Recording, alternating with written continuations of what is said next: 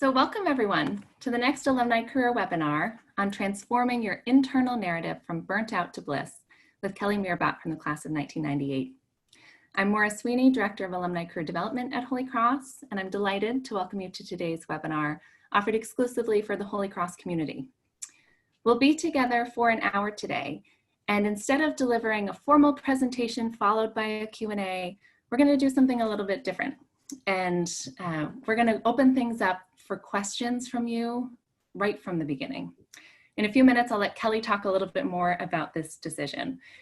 I encourage you to submit your questions throughout the presentation and certainly type them in now by using the Q&A function on the webinar control panel. Also, feel free to use the chat to share thoughts, comments, advice. We love to hear from everyone who's on the call today. This presentation is recorded and we'll make it available to all participants in a few days. Now, it's my pleasure to introduce you to Kelly. So Kelly Meerbott is a respected thought leader, author, facilitator, speaker, and leadership coach to successful leaders. Early in her corporate career, Kelly found her calling to coaching and training while working for a Fortune 500 company. In 2009, at the height of the recession, Kelly found herself caught up in a round of 30,000 layoffs. That number is staggering. A defining moment in her career. As she explored what was next, she hired a career coach who subsequently changed her life. The support and guidance of a personal coach helped her realize her passion for helping others and her desire to make it a career. She employs a unique coaching style that allows her to follow her intuition. Kelly quickly gets to the root of an issue and shifts the prevailing mindset to bring about positive change with her clients. And we are going to tap into that from Kelly today. She is a true champion of everything that makes humans magnificent, and she works to bring out the best in all of us. And I must say, I've had the pleasure of getting to know Kelly over the past few months, and that is definitely true. So I am delighted to have you on the call today, Kelly. With that, I'll hand it over to you to talk about our decision to change things up a little bit today. Yeah, so, well, hello, Crusader community, go purple. First of all, I want to thank Maura and the Holy Cross community for allowing me to share some of my wisdom, hopefully to inspire you and lift you up a little bit. But I was thinking actually last night and then early into this morning, and I was having conversations with colleagues on Zoom, and we were all saying how fatigued we were of Zoom, like, hi, I'm living in a simulation. Let's talk to you. And then we're going to log off and log on. And I'm sure many of us have been bombarded by webinars, including myself. And I was kind of weary of looking at slides and really wanted to make this more interactive and speak to you and with you, not at you. So we decided to scrap the slides and just kind of have an informal sort of fireside chat. Or we'll share stories. You will still get the symptoms of burnout. You will still get tips on how to overcome burnout. You will still get tips on how to avoid it in the future. But I really wanted to make it more of a free-flowing discussion to serve and support all of you where you're at. So that's in summary. Is there anything else you wanted to add to that, Maura? No, I think it's really wonderful because I know we received a number of questions from registration. And so I think many of you already gave us some thoughts, and I have those questions too.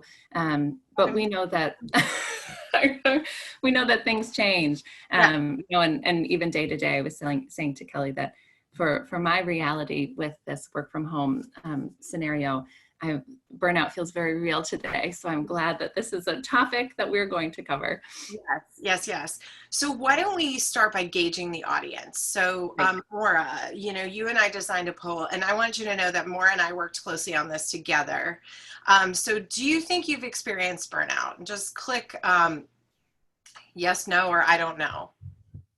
And I don't know is a perfect answer because burnout, as you'll learn, masquerades as other different things. So go ahead and put your answer in the box and let's see how many of you have experienced burnout and how many haven't and how many don't know.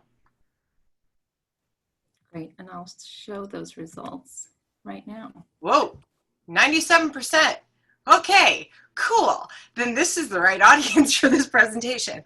Yes. Awesome. So I like to start with the definition so we're all operating in the same context, right? And that's a great technique to use in your organizations to make sure that it doesn't end up where you're communicating and there's miscommunication. So slow down and ask questions about what somebody else is talking to you about so you understand. So burnout is basically one of those road hazards, specifically just kind of associated with high performers, high octane type A personalities. Insert, the people who move very quickly in life, and it basically it manifests as chronic stress. So it's not one of those things where you wake up and you're like, ta-da, I'm burnt out. It's just one of those slow, insidious creep sort of situations where all of a sudden you turn around and you go, oh my God, how did this happen? And I'll give you an example. So I've been an entrepreneur since 2009, as Maura described in my bio. I was laid off along with 30,000 of my colleagues at Clear Channel. And I started working from home in 2009, which made this COVID shift very easy for me. And not so easy for many of you. And I know why, because I learned about it 12 years ago. I'm just a little bit ahead of the curve than you are, but that's all right. We'll all catch up in our own time. So basically, I was working on several big projects for my business, and my husband is very mellow. He is mellow guy, like 20 years in the Navy, being deployed, nothing bothers him, blah, blah, blah, blah, blah. And we've got a great partnership. And I asked him to do this. I asked him that when I am not my best self, to call me out and hold me accountable to that. Well, one day he said to me, you've been snapping at me a lot. You've been snarky. What is going on with you? Now, he doesn't say this, so it takes a lot for him to get there. And I was like, okay, I didn't even realize that. He's like, I really think that maybe you need to get checked out and make sure it's not a medical issue first. So I call up my doctor, my OBGYN, and I tell her the story. And I'm like, listen, I think you need to run some blood tests because I'm at that beautiful age of 44, which could mean perimenopause or menopause. Who knows, right? Ladies, we all kind of deal with this. So I'm thinking it's got to be menopause. That's why, it's menopause, definitely. So she pulls the, does the test, and I go and sit in her office, and I'm confident that I'm in full-blown perimenopause. And she looks at me and she goes like this. These are the most beautiful blood tests I've seen in years. And I was like, oh, okay. So forgive me for cursing, but I was like, shit, damn it. And you would think your doctor says that, you're like, yay. No, I'm like, ah. So I said, well, what can this be? And she looked at me, and I remember she's like our age. So she takes her glasses off and she's cleaning her glasses, and she goes, Kelly, I've never known you not to have a million things going on. This is burnout. And I was like, it is? And she said, yes. And this is what she listed off. Are you feeling physical and emotional exhaustion? Are you having cynicism and detachment? Are there feelings of ineffectiveness and lack of accomplishment? Now, and I'll break those down as we talk, but it was a yes to all of them. And I'll tell you, the moment that triggered this whole discussion with my husband was I was folding laundry in our bedroom. And I think I told more of this story. And I have these socks, okay? And this is a total first world problem. I'm aware of that. But these socks are special socks that you have that they don't give you blisters when you run. They're called Bombas, right? But they're $12 a piece. And I was missing one sock. It was disappeared in the dryer. I couldn't find it. So I'm sitting on the floor in the middle of our bedroom, and my husband comes in, and I was like, and on top of it all, I cannot find the other sock. And he's like, oh no. That's when that started the whole discussion. So when you're crying over a missing sock, that's a problem, okay? So I call that a level 10 reaction to a level 1 problem, right? Missing a sock, it's not the end of the world, but at that point I was freaking out. So again, burnout doesn't happen suddenly. It creeps up over time. But if you know the symptoms to kind of pay attention and you're in tune with yourself mentally, physically, emotionally, and spiritually, you'll be able to recognize these things first, because our bodies know first, right? It's a primal defense mechanism. It's how we're all wired. So you really, really need to be in tune with your mental, physical, and emotional health. And so the signs of burnout, let's go there. Does anybody have any questions? I know I'm kind of going fast. I want to make sure that I'm, checking in with the audience. And if anybody has anything to add to what I'm saying, please interrupt. And Maura will give me the question and we'll address you in real time. But are there any questions in the chat yet, Maura? There's one question, and I don't know how this ties into your feeling of burnout, but asking about the decision to hire a career coach. Oh, asking about the decision to hire a career coach. Mind if we park that till the end, and I can tell you that, because it's a little bit of a story. But I promise I will tell that. And if I can't get to it, give them my email and we'll have a conversation one-on-one. Okay. If that's okay. Okay. So burnout, here's some signs. So emotional exhaustion which is something we're all experiencing, right? Okay. So we go from the beginning of March, we're all happy. COVID comes in. We all have to stay at home. We're all of a sudden, where Maura is, an alumni person, now she becomes a brand new teacher to her two little girls. And this is not a new story. I mean, I have many female friends that are executives that are like, I need to pay my teachers $9 billion because my kids are driving me crazy. And I have to tell you, I'm really grateful for that, because it was my belief that teachers should be paid exponentially more than they were. But so now you've got all of that. So, literally there's no separation between work and home. And that's part of the problem. So, one of my tips to prevent burnout is to not take work home. Obviously we can't do that right now. However, if there's an area in your house where you can cordon off, or so my office is in our basement, and I can close the door at the end of the night and not come down here unless I need to do laundry. And when I do laundry, I literally put blinders on and don't look at my desk. I go right into the washer dryer. So, okay. So we've got, signs of physical and emotional exhaustion. Those all manifest differently. For me, it's you may feel a lack of energy in the beginning. You may feel tired most days. Okay, well, we're describing every working mother in America, right? So, but you want to just keep kind of an eye on that. Then as you move closer to burnout, what it's going to evolve into is feeling emotionally and physically exhausted, but drained. So it's you are at ground zero energetically. It's almost like, I know we've all heard the oxygen mask analogy, but I like to use the analogy that your phone has just given you that signal that it's low power 10%. That's where you're at burnout wise, right? You're getting that sign that you're at 10% and you need to charge your phone back up. And your phone, as I'm referring to right now, is the vehicle you travel through life in. Then you kind of start to feel depleted, and you may feel a sense of dread, or as the kids today call the Sunday scaries, you start to get kind of anxious about work, right? You start to kind of when I was in corporate and it was bad towards the end, Sunday nights, I would get these horrible stomach aches about around 7 o'clock at night, and they would last until the morning, until I literally walked through the door and was just like, okay, I'm here. I got to just do what I'm going to do. Okay. Which is another sign of burnout, because you're detached, and this job that I loved, all of a sudden it's oh God, I've got to go in. Okay. So that's another thing you want to watch. Insomnia. Insomnia is another sign. You may have trouble falling or staying asleep as you move through burnout, because you're in a perpetual state of adrenaline and cortisol flushing into your system constantly. The way it manifests for me is, have you ever laid down in bed?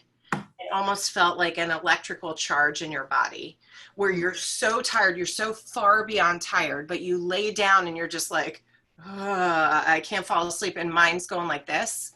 Yeah. That's the kind of insomnia I'm talking about, not a sleep disorder. Now, Yeah. if you do, and I want to really emphasize this and reiterate this.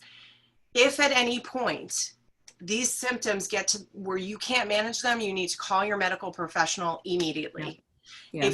If you sense that maybe the insomnia is a sleep disorder, get a sleep study, because sleep, I'm going to tell you that right now, if you can sleep as much as possible, that's going to combat this more than anything else. Like, and I mean a good night's sleep, not the kind of sleep where, and I joke because I had a client say this to me one day.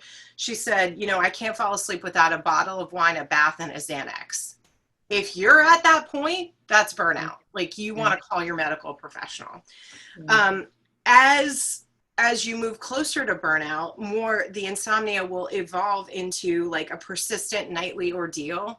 And as exhausted and fatigued as you are, you just can't sleep. It's that like energetic electrical charge I was talking about.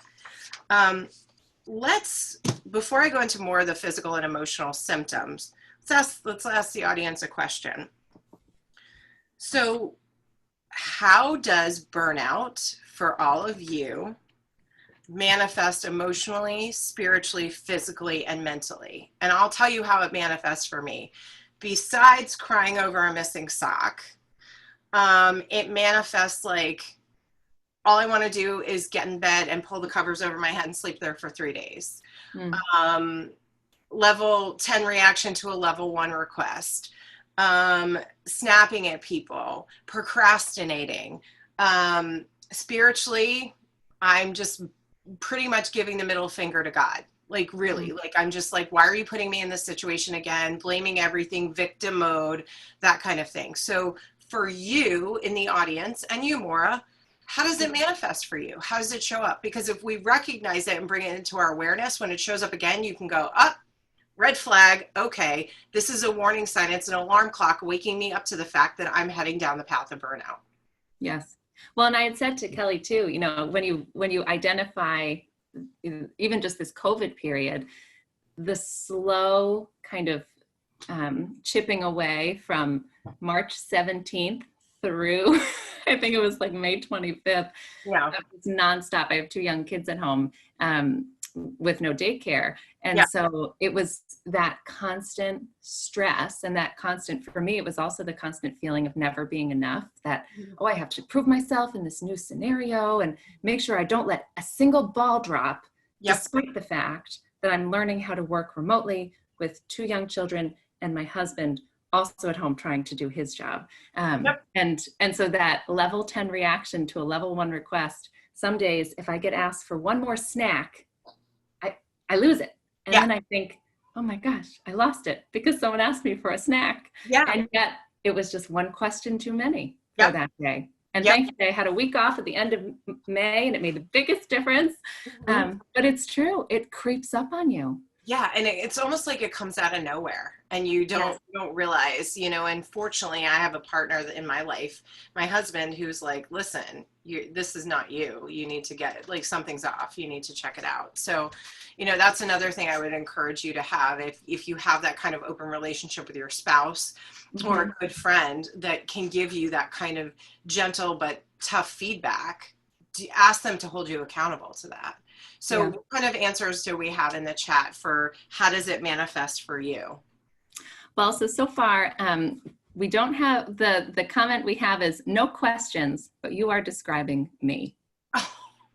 Okay, so whoever that is, I will definitely, I'd be happy to gift you 60 minutes with me to help you out of that, because nobody should be suffering unnecessarily, and there are certain techniques you can put in place to help you. So, Maura, if you wouldn't mind making note of that for me, and then I'll make sure we follow up and get a Zoom session scheduled with this individual. Hopelessness. And we do have a few more that popped in too. Wow. Procrastination, frustration, exhaustion, withdrawal, insomnia to someone else. Someone else says hopelessness, defeat, and not wanting to talk, which is very unlike them. Tough time paying attention at work, very distracted and can't focus. Weight gain due to poor eating decisions, exhaustion, anxiety. Someone else said, you finally gave me a name for my problem. chronic nausea, exhaustion, just feeling stuck. Yeah. Yes, and someone else saying like really only burnout at work. The rest of life is great. Yep. That's yeah. typical. Yeah. So that's how you know it's burnout. Like when you leave and go home, if you go home, which, you know, many of us are going from the basement to the main home or like out, you know, whatever. But yeah, if you leave home or if you leave work and all of a sudden those symptoms disappear, you know, that's burnout. Like, you know it. I'm in this boat right now and I'm sorry, I can't read the rest of that from Krista. I'm in this boat right now and feel like you described me. I snap at others regularly over silly things. Fuse is incredibly short. Yep. Yes. Crankiness, quick to snap. Yep. And understand this is, I don't want anybody to judge themselves on this, okay? Because all that does is add more stress and friction to the already bad situation. What you want to do, and I love, and we're going to get to this, that's actually a technique, is taking inventory. Like, okay, how are these things manifesting for me? Are they red flags? Is this pointing to some kind of literal or figurative wound that I have not healed? And what I mean by that is, so for me, early on, I'm a recovering people pleaser, right? Well, every time you say yes to somebody else, you're saying no to yourself or no to something that you want to do. So, you know, be aware, take inventory, take notes. If you've put this in the chat, take notes on it, okay?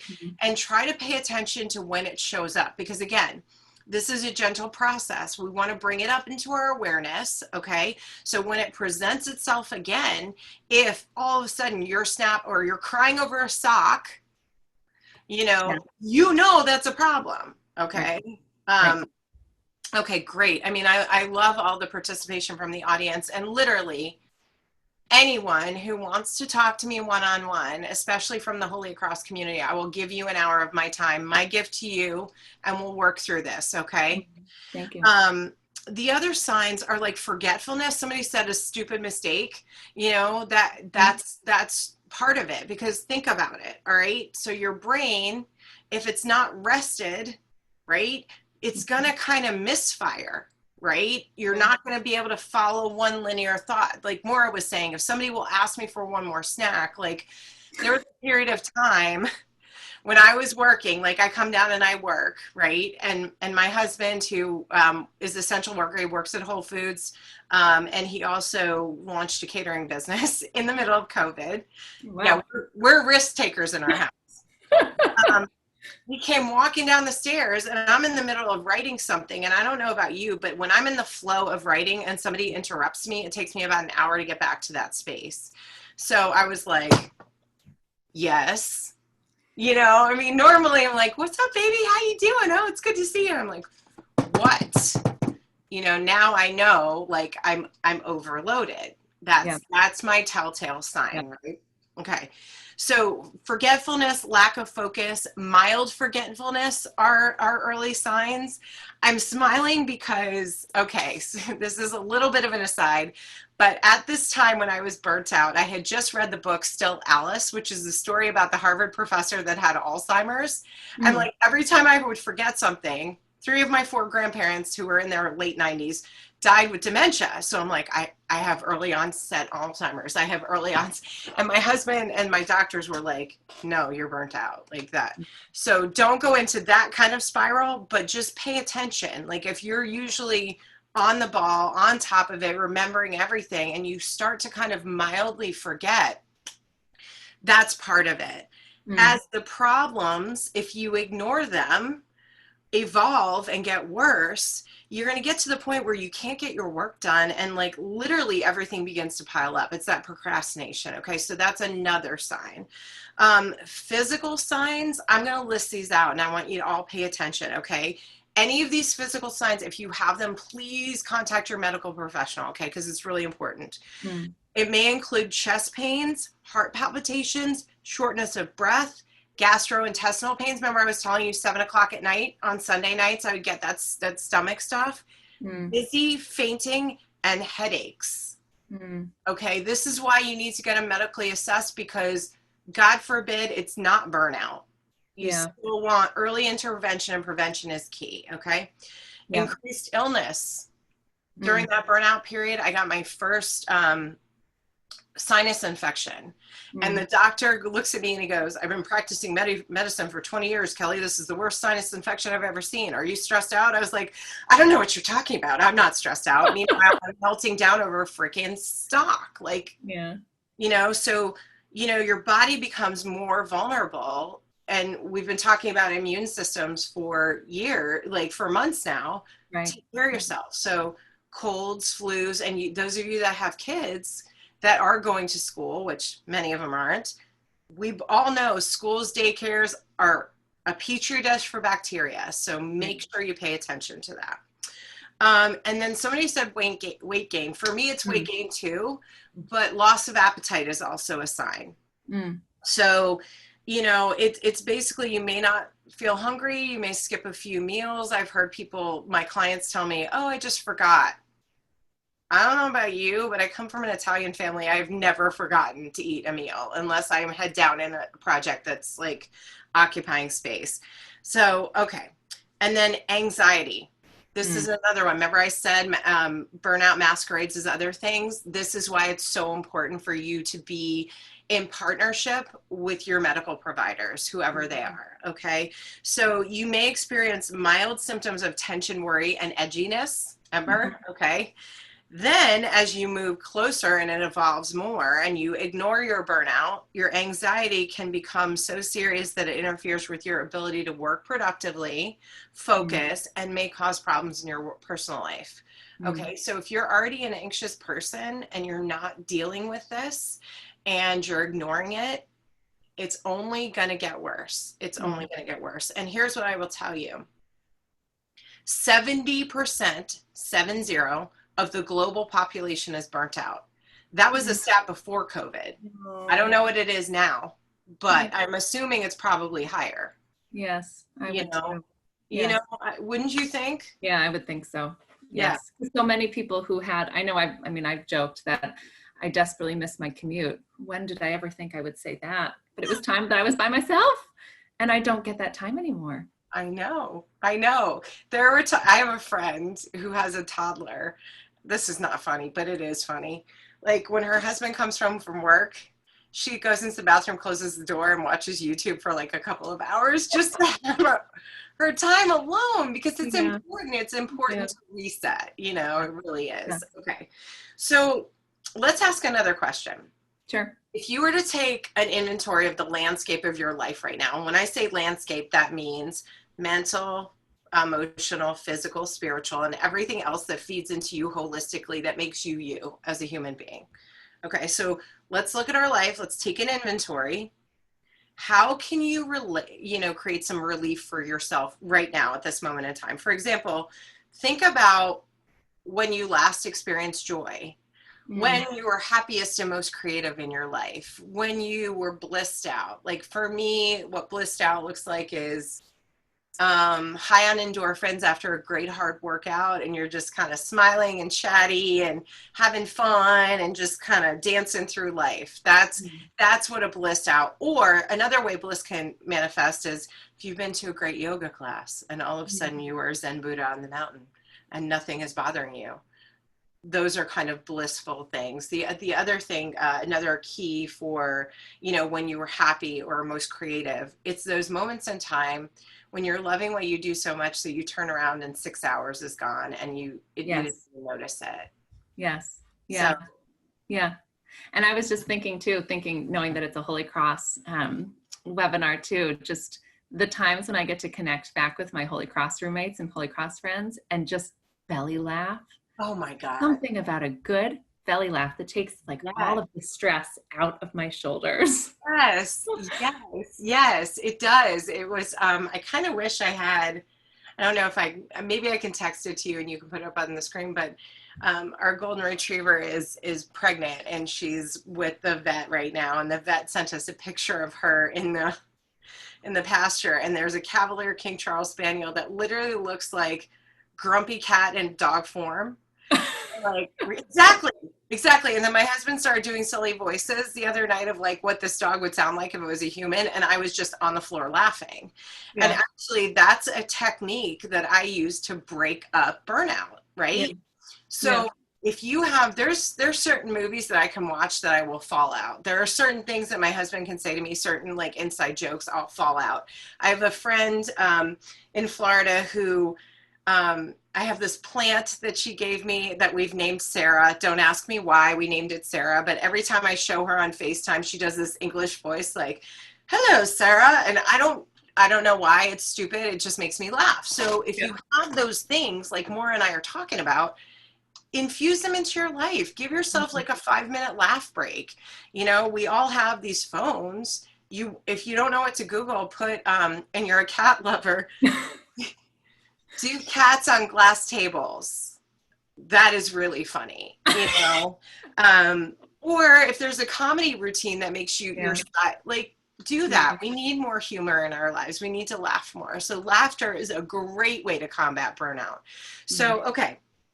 For Maura and I, we're going to be laughing all the way, like to create some bliss for ourselves. What can you do? What can you do right now to kind of give yourself some relief? And while people are writing that in, I have a question for you that came in too, Kelly, because someone says, most of us have intense jobs with a lot of responsibility. And how do we differentiate between normal stress versus dangerous burnout? So you have to know yourself. You have to know your tipping point and your limits. Here's what I would say. I was not a good person with boundaries until I started learning to kind of put them in place. Put in very strong boundaries, okay? Because the only people that are going to push back against those boundaries are the ones that want to break them and make you break your non-negotiables, okay? So, and then another sign, remember what I said about when you leave work, the stress dissipates, right? Yep. That's burnout, okay? Normal job stress, you know, you've got to know yourself. You have to know yourself. Like, I'll tell you, towards the end of my corporate career, and this is, I'm very raw and real, so I hope I don't offend anybody, but like I was so stressed out. I had perpetual gastrointestinal issues and I would throw up every morning before work, like literally throw up. That's not normal. That's not normal job stress. Right. Okay. That is not normal job stress. So you have to know yourself well enough to know what your trigger points are and know where it's too much. Like Maura is so in tune with herself. She knew she was overloaded and she knew she needed that week off. Yeah. Right. So she took it, you know, get to know yourself, because part of burnout is ignoring the physical signs. Remember I said your body knows first. I mean, there have been times, and I don't know if it's God, it's intuition, whatever, where I've been around somebody and I'm like, ooh, your energy is like, you know, and there was nothing they did. It was just something. And then I end up finding out they're, I don't know, serial killer. I'm exaggerating for effect, but something to that effect. So your body is wired to know first. So what I would say to you is really pay attention. And also, if your boss is constantly loading stuff on you, you know, and you're saying yes, that, remember, piling up stress. Yeah. Okay. So those are a couple examples. Hopefully that helps. But pay attention.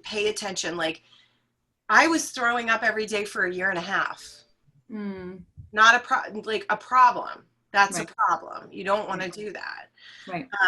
And, you know, I just thought it was, I'm high energy, high stress. I've got this roster of clients I've got to work with. I'm working at a Fortune 500 company, and I'm training, and I'm volunteering, and I'm being a wife, and I'm, you know. So pay attention. And I would also say, do a hard inventory of all your responsibilities. I don't know about you, but my ego mind is a tricky little sneaky thing. And it'll be like, you're not doing enough. And they'll be like, you're overcommitted. And I'm like, dude, make up your mind. Like, either I'm overcommitted or I'm not doing enough. Which is it? Right. You know, so pay attention to those negative tapes in your mind, because you know at your core what's job stress and what's not. You know. Okay. Well, what's great, we've got a lot of good some Good. good tips for things Yeah. people can overcome. Yay. Okay. Let's hear it. So, yoga, Yep. walks, Yep. outdoor with dogs, a Yeah. jog and cooking, Yes. walk, exercising. Yep. And someone said, remember, it is Barry Manilow's birthday today. Fun fact. And we all need a little Copacabana in our lives today. I was going to say, is that person's name Lola? Is she a showgirl? Don't want me to sing. I mean, seriously, you do not want me to sing. I promise you. Like, that's not, yeah. But exercise, yes, absolutely. Yeah. Mm-hmm. Yes. Yeah. And that has been a challenge for me, honestly, during COVID, because, you know, I had this spin class that I used to go to, and literally every problem, like if I had a block around something I was trying to write or create, I would bring it into that class. And by the end, it was done. Like I had this channel to kind of get rid of it. And I haven't had that in 4 months. So exercise, yes, absolutely. And even somebody said, take a walk, a 10-minute walk around your parking lot or a 10-minute walk around your block. And if you can leave your phone at home and pay attention to the nature around you, you're going to come back a little bit more grounded and zen. And it's 10 minutes. Anybody can do 10 minutes. You can't do 10 minutes, do 5. Yeah. These steps create forward momentum. Okay. So let's not overwhelm ourselves with, I'm not a great singer, but actually what's the comment? Says, but actually singing with friends and karaoke is a great stress reliever. Yes, it is. Yes, it is. And for those of you who are professional speakers, here's a little tip one of my coaches told me. If you want to make sure that you have your voice, like if you have like a convention you have to talk at over multiple days, sing.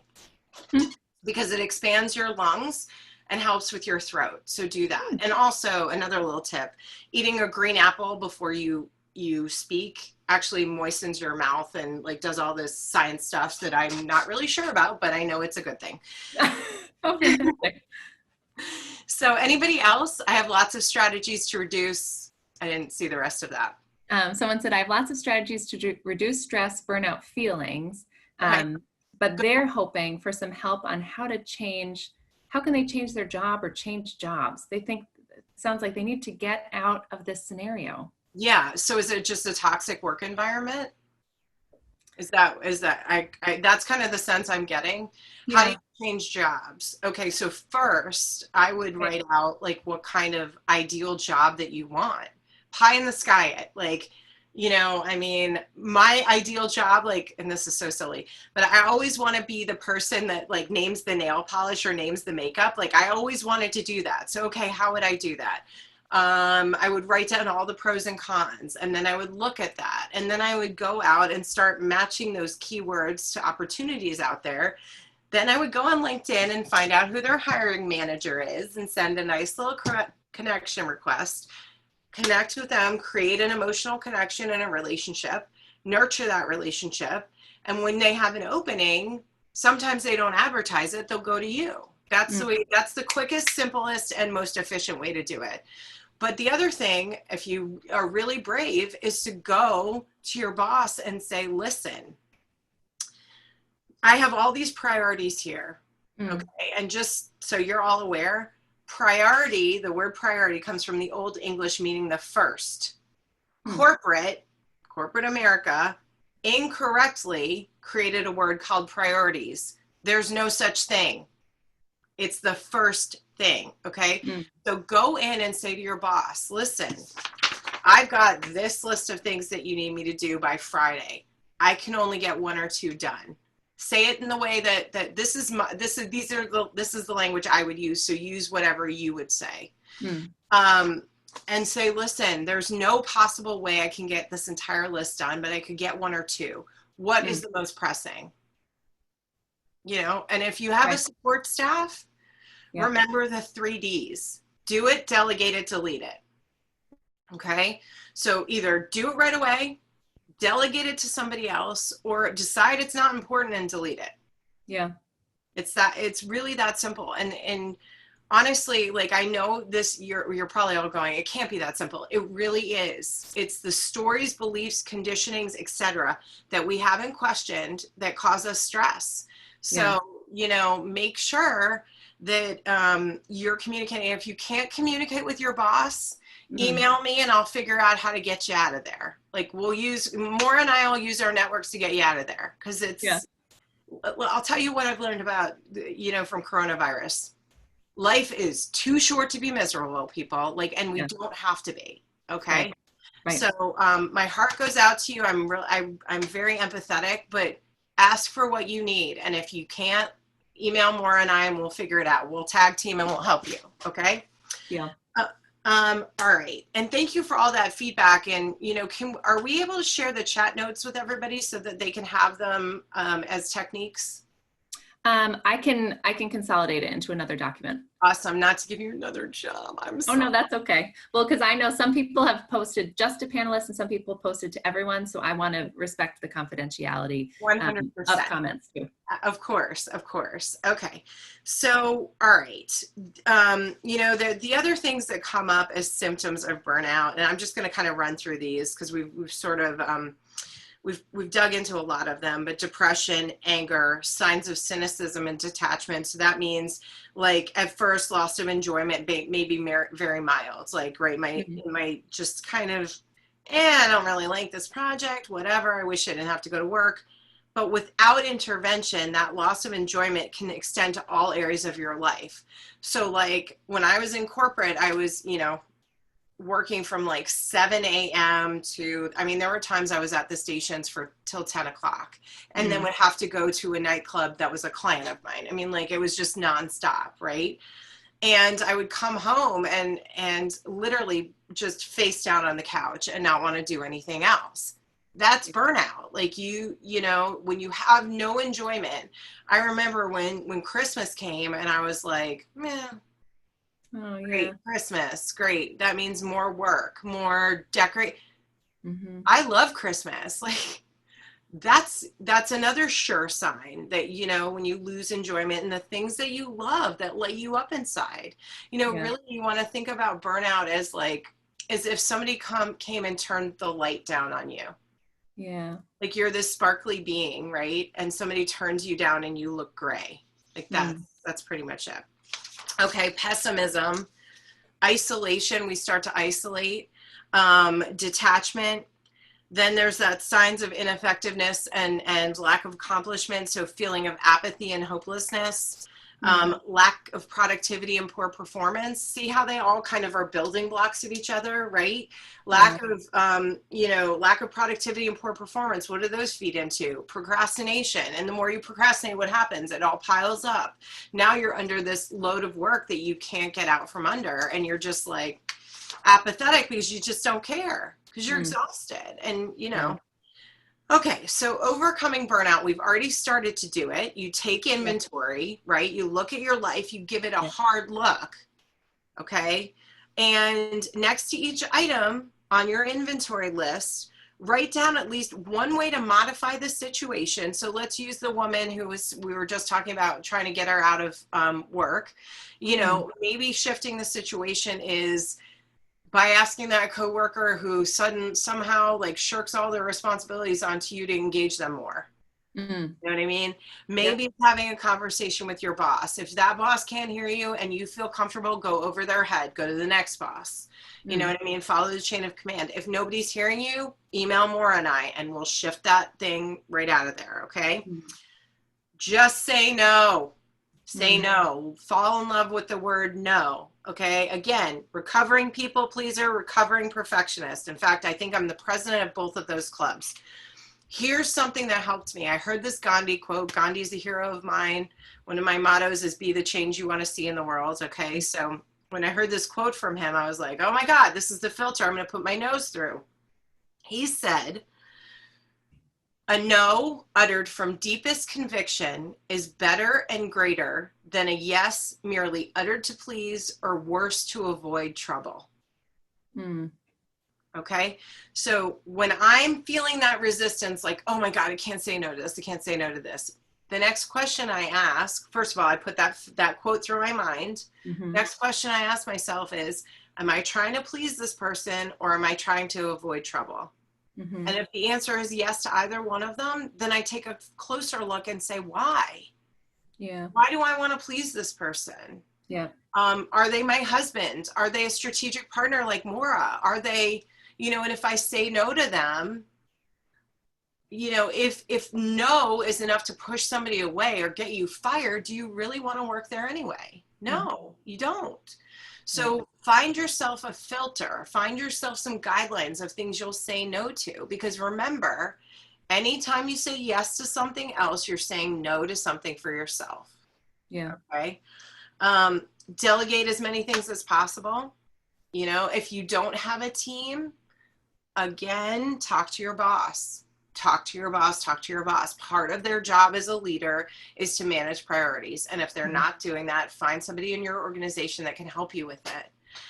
Another great book, if you want to manage priorities, is Essentialism by Greg McKeown. It's the disciplined pursuit of less. That's where I got that word, priority. It's unbelievable. Read that book. That will help, I promise. Take breaks between big projects. So that one I am terrible at. I mean, I just resurrected my book. I'm doing a whole thing on burnout. I just decided to start a YouTube channel, and I'm like, I'm still not doing enough. Okay, that's just crazy talk, obviously. So take breaks. You have a big project that depletes you and drains your energy. Make sure you take some time to recover. This is a recovering process, right? Control your devices. I mean, this is our phones, our cell phones, our iPads, our devices. I mean, there's so much research talking about, how it contributes to anxiety and depression. Turn them off. Like for me, my phone, I have an iPhone 11. So every night at 7 o'clock, it shuts down, 7 p.m. to 7 a.m. Because unless, I don't have a job where somebody's going to die if I don't answer, that's, unless you're an emergency room doctor, there is no reason for you to be on your phone 24/7. There isn't. Okay. Resist the urge to take work home. Okay. All right. So obviously that doesn't apply right now, but here's what you can do. Like Maura and I were talking about, right? So my office is in the basement. I'm thinking it's in a guest room with a door or something like that, right? Yeah. Yes. When you're done, shut the door and don't go in there. Yeah. Do not. If you can't, like my friend Addie, who works for a big technology company, she does her work on her dining room table. Well, she was stressed out and calling me and asking me about burnout. And I said, why don't you do this? Why don't you, you can still work on the dining room table, but get yourself like a big Rubbermaid kind of tote, they call it on the West Coast. Yeah. And stick everything in there and close it off, like when you're done for the day. You know what I mean? And put it in a corner. So at least it becomes the dining room table again, not your workspace. Right. Okay, so you need to put strong boundaries. Like the gentleman that was saying, if this is work stress, strong boundaries can mitigate a lot of this. Okay. Focus on progress over perfection. Let me say that again. Focus on progress over perfection. You want to reinforce the efforts. This is when you're recovering and not the result. Detach from the end result. Doesn't matter, right? Baby steps create forward momentum. So after this webinar, we're not going to flip a switch and go, ta-da, you're not burnt out anymore. No, it's going to take some work. And if you go to bed an hour earlier tonight and pack stuff up in a Rubbermaid, guess what? You win. That's a win, because that's a shift in behavior, and it's a sustainable shift. It's not like this big thing where you have to, it's not like the Big Bang where it's like exploding. You know what I mean? Like baby steps. Okay. And then consider a support group. And Maura and I were talking about this before we started. Support group can come in many different forms and fashions, okay? Doesn't have to be the one in a church basement where we're standing up and saying, hi, I'm Kelly and I'm a burnout addict. Like that's not, while that's the traditional sense, there are other things. I mean, there are many organizations, especially around the mental health space, that are offering phone in and Zoom. Maura and I were talking about, she and her neighbor are both mothers that work from home, and they talk over the fence. That's support, okay? Doesn't have to be a huge group. It could be somebody you call. It could be your mom. It could be your sister. Just get support so you don't feel like you're alone in it. That's a big thing, because all of these factors of burnout, especially if you're in there when you're depressed, you're anxious, you're detached, you're isolating, all of those make it worse. So anything you can do to kind of pull out the pressure or relieve the pressure, that will help. Again, baby steps, okay? And then finally, rediscover a passion of yours. You know, it's where are you happiest and most creative in your life? You know, one of the things that I forgot I love to do is making care packages for friends. So I just made one for a friend of mine. Somebody else, I forget where I read, somebody talked about a vision board. I love doing vision boards. So I've got a vision board like set up on my floor. That's fun for me. That may not be fun for you. Some people are doing 12,000 piece puzzles. God bless you. That I don't have, but you know what I mean? Like, the other thing that I picked up was an adult coloring book. You know, I used to love to color, and am I good at it? No, but it's fun. Like, who cares? You know, find something that lights you up inside. Okay. So preventing burnout in the future. So I know we've got like 6 minutes left. So great presentation session. Thank you so much, Mary. I'm so glad that you came. So preventing burnout in the future. I'm going to give you some really simple tips. And again, I'm all about making the complicated simple, because I want you to be able to go and implement some of these without having to read some big book and translate all this stuff in your mind. Okay, so don't ignore basic maintenance. Do not ignore basic maintenance. What I mean by that is, in the game of life, there are a few basic rules that you need to follow to survive. You have to sleep. That's the only thing you get from this. Sleep, sleep, sleep, sleep, sleep, sleep. Okay. 2, you have to eat, even if it's a little bit. Just eat, even if it's, I have a client that's a graphic artist. She doesn't like to eat when she gets anxious. I'm like, just get a protein shake in. Even if you make it in the morning, you sip on it all through the day. Give your body nutrients. It's going to help you get out of it. You have to drink water. I mean, White Claw is good, so is vodka soda. But if you're in this state, I would say try to limit alcohol, carbs, sugar, because those all contribute to anxiety. I was going to say coffee, but that would make me a hypocrite because I'm a coffeeholic and I love coffee. So, but that contributes to anxiety too. So if you don't drink coffee or caffeine, that's another good one. And you have to breathe. You have to breathe. Okay. One of my coaches and instructors said this to me: the easiest way to fill yourself up is an inhale. So when you're feeling kind of frenetic and you're feeling stressed and you're feeling like burnout is going this way, stop, ground your feet. I like to put my hand on top of my chest, my left hand on top of my chest, my right hand on my diaphragm. I don't know why. And fill myself up. It doesn't have to be perfect. Just take that 3 seconds to fill yourself up, okay? Just say no. Remember that quote. I'm going to repeat it again because it's such a powerful quote. A no uttered from deepest conviction is better and greater than a yes merely uttered to please, or worse, to avoid trouble. Can you tell that I've repeated that over to myself many, many times? I'm telling you, it's a great filter for a no. You know, exercise. And again, we talked about that. Bring in the positive and throw out the negative. So again, if you can shift those thoughts from negative to positive, like, I mean, and they're very simple shifts. Like, I have to go to work today. I get to go to work today. I'm employed. There are many people that don't have a job. You know, I have a commute. Yay, I have a commute. I have an hour drive in, hour drive out. I can finally finish that audiobook that I want. You know, it's mind games. It's playing with your mind and asking yourself, okay, I work in the worst place ever. Is that really true? Slow down and ask yourself that question. And then finally, you know, there are many techniques: guided imagery, progressive muscle relaxation. That's a great one if you can't fall asleep.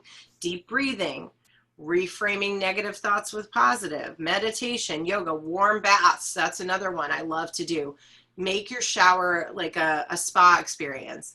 Grab a glass of wine if that's your thing, light some candles, find a great, a station on the internet and listen to that and just soak. Give yourself a good time to soak. Let's see, if you're like many high performance women, like I am, traditional stress management techniques may not work for you. Find what works for you. I mean, I know a friend that was so stressed out that she went on a 6-month training for the Iditarod. Oh, wow. Which is great. That's awesome. Yep. I would love to do that. But, I don't know if that would stress me out more or not. But, you really have to find what works for you. Okay. Burnout is not linear. It's going to manifest differently for Maura, for Krista, for me, for everybody on this. It's got, like, some of you would probably listen to that story about the socks and went, she's crying over a sock. Mm-hmm. That would never occur to you. And that's okay. That's okay. So I know we have 1 minute left and I'm sorry. Like, I tried to give you everything I had. I hope it was helpful. Definitely. I know we've got some tickets for you to the hr.com Inspire conference that I'm speaking at next week about burnout. We've got an ebook for you. I will gift anybody a 60-minute session with me. No obligation after that words. I just want to help you heal from burnout. That's it. But just reach out to Maura directly if you want to get in touch with me. She's got all my information. So thank you so much, Kelly. This has been so incredibly helpful. I know for me, I feel symptoms of burnout. I can tell from everyone on the chat that it's, again, another environment, a wonderful space to realize we're not alone in this. Nope. And to show and to learn your story and to see there are ways to overcome it and to stay on top of it so you don't get to that point again. Yeah. So thank you so much. Of course. And I'll also let you know, because I'm launching a group myself in the middle of July to help with the burnout. And if anybody's interested in that, please let me know. Fantastic. Yeah. And everyone on the call. So if, I'll follow up with more information so that you can get in touch with Kelly. She is auctioning off, offering up 10 tickets to the hr.com virtual Inspire 2020 conference. The first 10 people who email me, I'm at msweeney@holycross.edu. It's MSWEENEY @holycross.edu. Email me. Kelly also wrote a short ebook on helping to overcome burnout, which she's offering.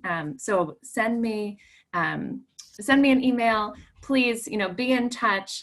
And I'm really thrilled that you've all joined us today. I'll share a survey with all of you to get your feedback on this session, on what you'd like to see for future sessions.